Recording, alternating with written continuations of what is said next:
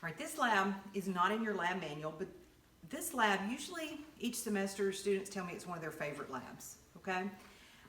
So you guys should have printed or have pulled up on your computer the instructions, household chemical qualitative analysis. The instructions look a little bit different because it's a flow diagram of instructions. You also want to have handy your data sheet as we do the lab. So the principle of this lab is there are 7 household chemicals. They're labeled A, B, C, D, E, F, G. They're all white powders. And in the top box on your flow diagram, you see a box that lists NaCl, NaHCO3, sucrose, etc., etc. That's the 7 powders. So our job is to identify each one. We've got to identify what is A, which one of these does it fit. So here's how we're going to do it. Okay, once I kind of I'll walk through each one with you, and hopefully that'll make sense of the procedure. I'm looking for a spatula. Okay, so the first thing it says to do is take a pea-sized amount of powder in half a test tube of warm DI water. And so I always tell people when you're doing this, pea-sized, we're thinking like an English pea, you know, need to get a big butter bean, okay? So we just need a small amount of that powder. This is A. Also, I would tell you if you were doing this in the lab, don't try to do all of them at the same time, okay? You do one at a time. So A, I have my warm water here. It's plenty warm. It doesn't have to be boiling. And I'm going to, I need to put enough water in that so I give it a chance to dissolve, okay? And now I'm going to use my thumb, probably not the best idea, to stir it up and see whether or not it dissolved, okay? Common mistake here is people label that as soluble. If that powder had been soluble, this solution would be clear.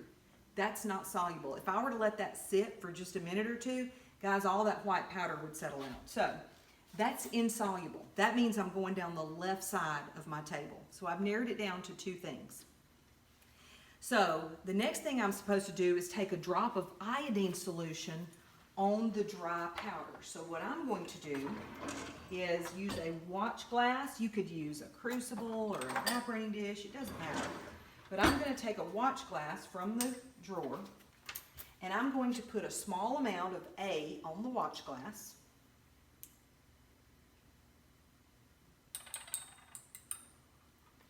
And I'm going to put my lab procedure under it so I can get some color contrast from this lab bench. And I'm going to put a drop of iodine on the powder.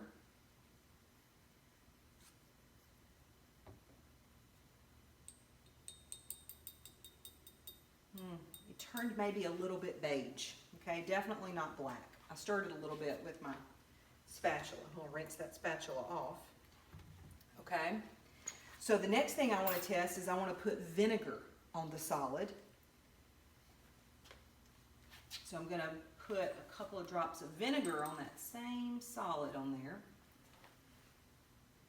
And guys, when I'm putting the vinegar on it, it's fizzing. There's bubbles. And that gets me all the way through A, and I have identified A. So you would go to your sheet, write the formula for A, write the chemical name for A, and then I want you to put some household uses. You may not know what the household uses for that compound are, but you can Google it. And you might be interested to know what that household compound actually is. Okay, so you can Google the household uses, but you need a chemical formula and a name for every one of the chemicals. The only chemical I don't require you to have a formula for is when you get to cornstarch. You would have to Google the formula for cornstarch, and that's fine. But everything else ought to be complete, okay?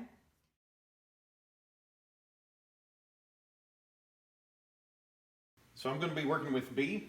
I'm going to first take out the container with B. Open it up very carefully. I don't want to inhale it for certain. As we did in A, we're going to take about a pea size of that, put it in test tube, maybe a little bit more. B is not very, it doesn't clump together very much, so it's a very loose powder there. And then we're going to add the warm water, about half the test tube. That might be too much, but we want to make sure we get enough in there that it has room to dissolve. I'm going to cover that up with my thumb because I know what all these are and they're not very dangerous.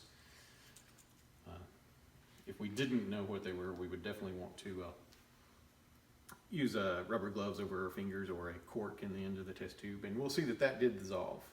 So that says it is soluble in warm water. So my choices could be sodium chloride, sodium carbonate, sodium bicarbonate, sucrose, or magnesium sulfate. So I'm going to add phenolphthalein to this solution, which is right here. Now, phenolphthalein, if you remember, is also the indicator from the acid-base titration. So this would tell us whether it's basic or not, and if it's basic, it should turn pink. So I'm going to add a couple of drops there, and we'll see that it did not turn pink at all. So we know that it did not turn pink, so we're going to go to pale pink or colorless, which is going to take us down to the right-hand side of that part of the flow chart. Sodium chloride, sodium bicarbonate, sucrose, or magnesium sulfate. Then we're going to add sodium hydroxide to a fresh solution of solid in DI water. So we're going to get another, we're going to get some more of the solid here, put in this test tube. This is B again. From looking at it, I'm pretty sure I know what B is at this point. That's just because I'm very familiar with it. We want to dissolve that again in the warm water.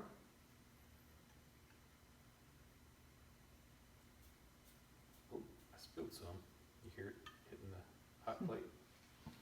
It's not, I can't pick it up here. I'm going to take that and shake it really good. And we're going to add sodium hydroxide, which we have in a dropper bottle here. Sodium hydroxide. We want to put just a few drops in there. All right, now sodium hydroxide, as we see, there was no precipitate formed, so we're saying no precipitate, so we're going to continue down the right side of the flow chart. This could possibly be sodium chloride, sodium bicarbonate, or sucrose at this point. And we're going to put some vinegar on the fresh solid of that. So we're going to take our powder again. This is B, put it on the watch glass from previously. Put it in a couple of places just to be certain. And I'm going to take vinegar, which, here it is, labeled vinegar. Read twice. And put a few drops on there. And what we're looking for is to see if it would bubble. And we had no bubbles. So that tells us it's either going to be sodium chloride or sucrose at this point. Put that back over here. I think these are in alphabetical order if I'm not mistaken. And then silver nitrate to a fresh solution of powder in DI water. So we're going to make another solution of the powder. And we're going to take some here. Put in there. Add some water. Shake it up. And we're going to add silver nitrate. Silver nitrate's in the very dark bottle because it reacts with light. And we're going to put a few drops in there. And we'll see, look, we have precipitate. I got a good close up of that. So since there was a precipitate formed there, that tells us that it has chlorine in it because silver is insoluble if chlorine, if you remember the solubility rules. So silver chloride is what precipitated here, so that tells us that our solid was actually.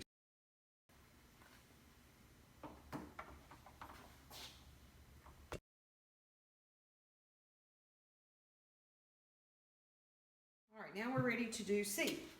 So we start off the same way every time. Put a little bit of C.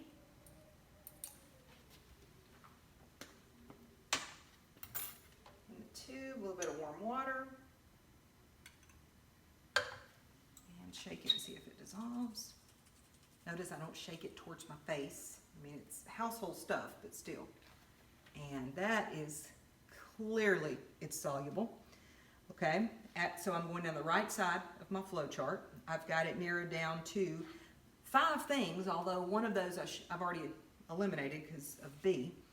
And I'm going to add some phenolphthalein to it.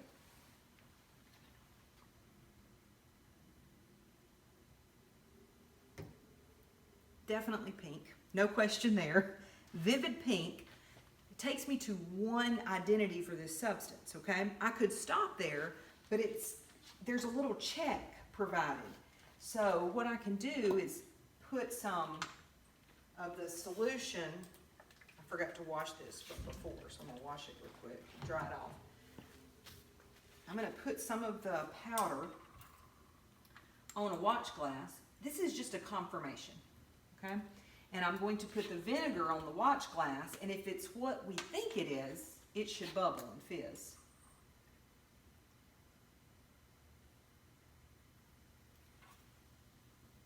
And I don't know if the camera's picking it up, but you can hear the fizz. So we have identified C. So I'm gonna write that down. And I'm gonna go ahead and work on D. That one was-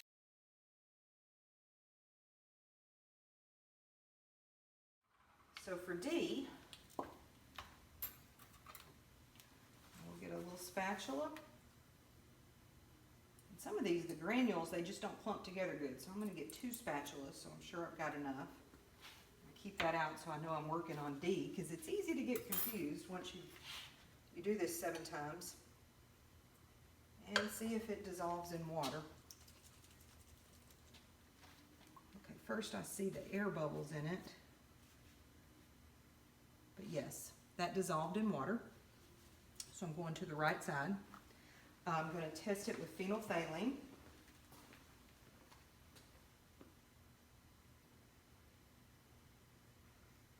Nothing happened with phenolphthalein. So now I need to add sodium hydroxide to a fresh solution of solid and DI water. Now, this is not a fresh solution. If I add the sodium hydroxide to this, what's going to happen? Because there's phenolphthalein still in here. I need you to think back to the titration lab. It should turn pink, okay? That does not mean I need to go back and say, oh, now it's pink. Because the reason it's pink is not because of the unknown. The reason it's pink is because of 2 of my solutions I've used for indicator, okay? So I have to get a fresh solution, so a new tube of D.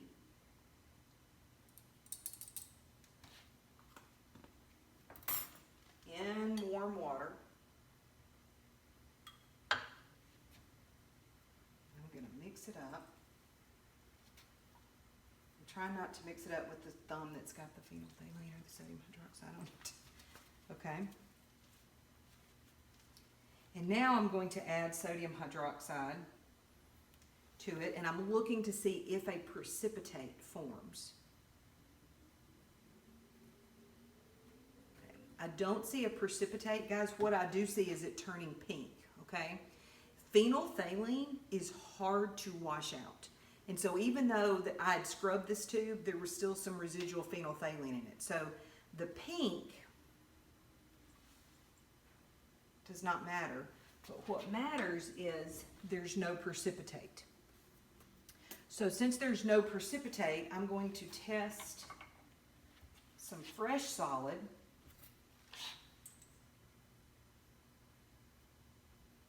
And I'm going to put vinegar on it to see if it bubbles.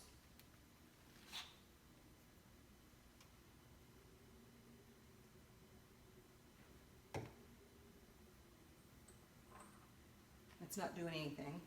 So, no bubbles. So the next step is to add silver nitrate to a fresh solution.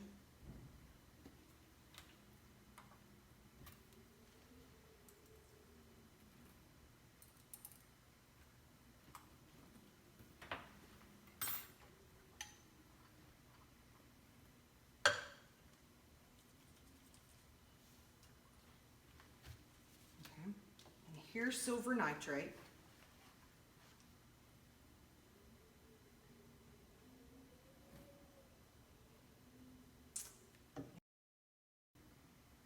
Okay, it's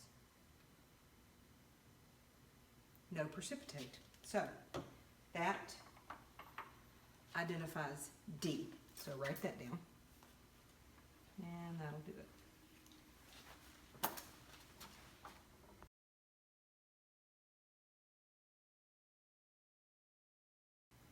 So now I've got the substance labeled E, and we're going to run through those same tests again.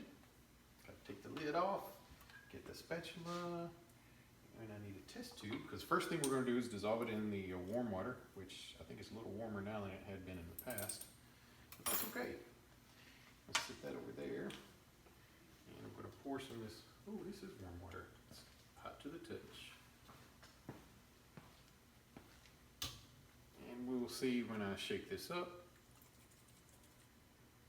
that it does dissolve in the water. So it is water soluble. So that's going to bring us down the right-hand side of the flow chart. This is D.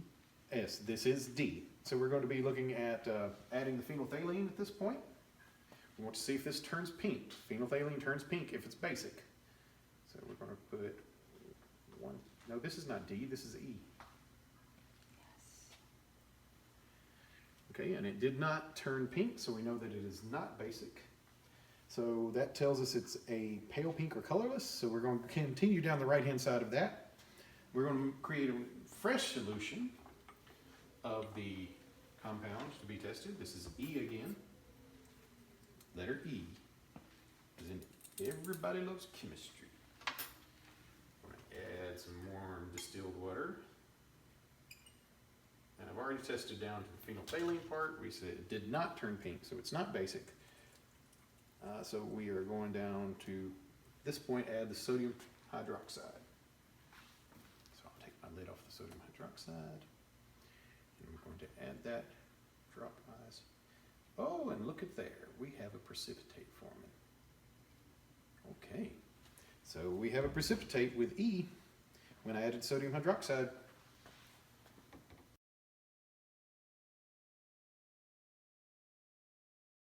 All right, so next one we're going to be checking is F, foxtrot. I'll take the lid off of that one. I'm going to take a little bit of the micro spatula here. Oh, this is kind of clumpy.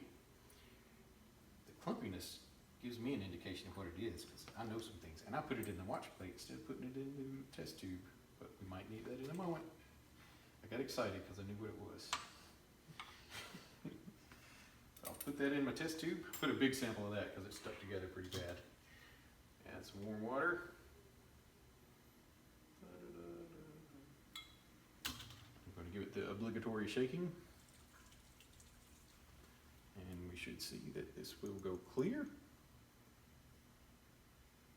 Should go clear.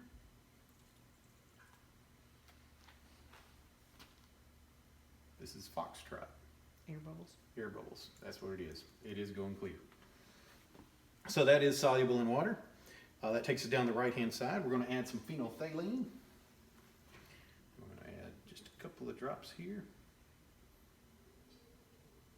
Oh, we got a pale pink here at the lid, at the top. That's interesting. It's not a vivid pink. All right, so that tells us it's pale pink or colorless, very pale pink.